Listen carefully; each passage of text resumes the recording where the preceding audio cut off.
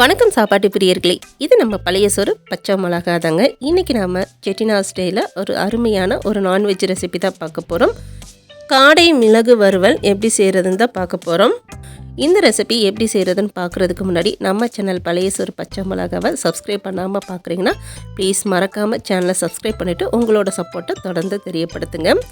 இப்போ செட்டிநாடு காடை மிளகு வறுவல் பண்ணுறதுக்கு ஒரு மசாலா ரெடி பண்ணிக்கலாம். அதுக்கு ஒரு பேனில் எண்ணெய் எதுவும் சேர்க்காமல் 1 டேபிள் ஸ்பூன் மல்லி, 1 டீஸ்பூன் சீரகம், 1 டீஸ்பூன் பெருஞ்சீரகம், 1 டேபிள் ஸ்பூன் மிளகு சேர்த்துக்கலாம். கூடயே 2 காஞ்ச மிளகாய் வத்தல். அடுத்து ஃப்ரெஷ்ஷாக இருக்கிற கருவேப்பிலை கொஞ்சமாக சேர்த்துக்கலாம். இது மிளகு வறுவல்னு சொல்கிறனால மிளகு 1.5 டேபிள் ஸ்பூன் போல் நான் சேர்த்துருக்கேன். உங்களுக்கு மிளகு கம்மியாக வேணும்னா 1 டேபிள் ஸ்பூன் கூட சேர்த்துக்கலாம். இப்போ நம்ம சேர்த்து இந்த பொருட்கள் எல்லாத்தையும் அடுப்பை மிதமான சூட்டில் வச்சு நல்லா ரோஸ்ட் பண்ணி எடுத்துக்கலாம். இப்போ இது எல்லாத்தையும் நல்லா ரோஸ்ட் பண்ணியாச்சு. இந்த அளவுக்கு இது நல்லா ரோஸ்ட் ஆன பிறகு இதை ஒரு பிளேட்டில் போட்டு நல்லா ஆற வச்சுக்கலாம். இது நல்லா ஆறின பிறகு மிக்ஸி ஜாரில் போட்டு நல்லா பவுடர் பண்ணி தனியாக எடுத்து வச்சுக்கலாம். அடுத்து அடுப்பில் இன்னொரு பேன் வச்சுட்டு இதில் 3 டேபிள் ஸ்பூன் போல் எண்ணெய் சேர்த்துக்கிறேன். நான் கடலெண்ணெய் தான் சேர்த்துருக்கேன். எண்ணெய் நல்லா சூடான பிறகு 2 சின்ன துண்டு பட்டை, 3 கிராம்பு, 3 ஏலக்காய் சேர்த்துட்டு இப்போ இது எல்லாத்தையும் நல்லா ரோஸ்ட் பண்ணி எடுத்துக்கலாம். இப்போ நம்ம சேர்த்து இந்த பட்டை, கிராம்பு, ஏலக்காய் நல்லா ரோஸ்ட் ஆயிருச்சு. அடுத்ததாக இது கூட வெங்காயம் சேர்த்துக்கலாம். நான் 2 பெரிய வெங்காயத்தை சின்ன சின்னதாக கட் பண்ணி சேர்த்துருக்கேன். கூடயே காரத்துக்கு 2 பச்சை மிளகாய். அடுத்து இது கூடயே கொஞ்சமாக கருவேப்பிலை சேர்த்துக்கலாம். நம்ம மசாலா அரைக்கும் போதுலேயே மிளகு, காஞ்ச மிளகாய் வத்தெல்லாம் சேர்த்து தான் அரைச்சிருக்கோம். உங்களுக்கு காரம் நல்லா பிடிக்கும்னு சொன்னால் இந்த பச்சை மிளகாய் சேர்த்துக்கோங்க. பச்சை மிளகாய் நம்மளோட விருப்பம் தான், சேர்க்குறது சேர்க்காதது. இப்போ இந்த வெங்காயத்தை நல்லா வதக்கி விட்டுக்கலாம். இப்போ வெங்காயம் இந்தளவுக்கு நல்லா வதங்கின பிறகு இதில் 1 டேபிள் ஸ்பூன் போல் இஞ்சி பூண்டு விழுது சேர்த்துக்கலாம். இஞ்சி பூண்டு விழுது சேர்த்துட்டு இஞ்சி பூண்டோட பச்சை வாசனை போகிற வரைக்கும் இதை நல்லா வதக்கி விட்டுக்கலாம். இப்போ இஞ்சி பூண்டோட பச்சை வாசனை போயாச்சு. அடுத்ததாக இதில் நம்ம தக்காளி சேர்த்துக்கலாம். நான் ஒரு தக்காளியை சின்ன சின்னதாக கட் பண்ணி சேர்த்துருக்கேன். இந்த மிளகு வறுவலுக்கு அதிகமாக தக்காளி தேவைப்படாது. ரொம்ப தக்காளி சேர்த்துட்டோன்னா ஒரு மாதிரி புளிப்பாக இருக்கும். அது சாப்பிடும் போதுல அந்தளவுக்கு டேஸ்ட்டு நல்லா இருக்காது. அதனால் முடிஞ்ச வரைக்கும் தக்காளி கொஞ்சம் கம்மி பண்ணியே சேர்த்துக்கோங்க. இப்போ இந்த தக்காளி வதங்கும் போதே இது கூட தேவையான அளவு உப்பு சேர்த்துக்கலாம். கூடயே கொஞ்சமாக மஞ்சள் தூள் சேர்த்துட்டு இப்போ இந்த தக்காளியை நல்லா வதக்கி விட்டுக்கலாம். தக்காளி நல்லா வதங்கி எண்ணெய் பிரிஞ்சு வரணும். அது வரைக்கும் இந்த தக்காளியை நல்லா வதக்கி எடுத்துக்கலாம். இப்போ பாருங்கள், தக்காளி நல்லா வதங்கிருச்சு பாருங்கள்.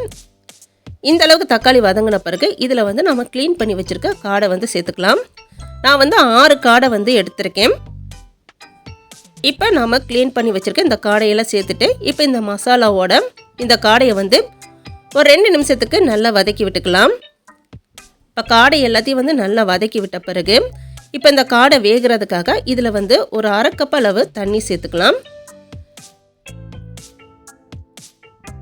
இப்போ தண்ணி சேர்த்துட்டு இப்போ இதை ஒரு வாட்டி எல்லாத்தையும் நல்லா கலந்து விட்டுடலாம். கலந்து விட்டுட்டு அடுப்பை மிதமான சூட்டில் வச்சு ஒரு 10 நிமிஷத்துக்கு மூடி போட்டு இந்த காடையை நல்லா வேக வச்சு எடுத்துக்கலாம். இப்போ இது எல்லாத்தையும் நல்லா கலந்து விட்டாச்சு. ஒரு மூடி போட்டு மூடிட்டு ஒரு 10 நிமிஷத்துக்கு அப்படியே விட்டுடலாம். இப்போ 10 நிமிஷம் ஆயிடுச்சு. நம்ம மூடியை ஓப்பன் பண்ணி பார்க்கலாம். இப்போ காடையும் ஓரளவுக்கு நல்லா குக் ஆயிடுச்சு. இதில் நம்ம ஏற்கனவே அரைச்சி வச்சுருக்க அந்த மசாலா சேர்த்துக்கலாம். இந்த மசாலா 3 டேபிள் ஸ்பூன் போல் இருந்துச்சு. 6 காடைக்கு 3 டேபிள் ஸ்பூன் மசாலா சரியாக இருக்கும். உங்களுக்கு இன்னும் கொஞ்சம் காரம் தேவைப்பட்டுச்சுன்னா கொஞ்சம் மசாலா ஜாஸ்தியாக சேர்த்துக்கோங்க.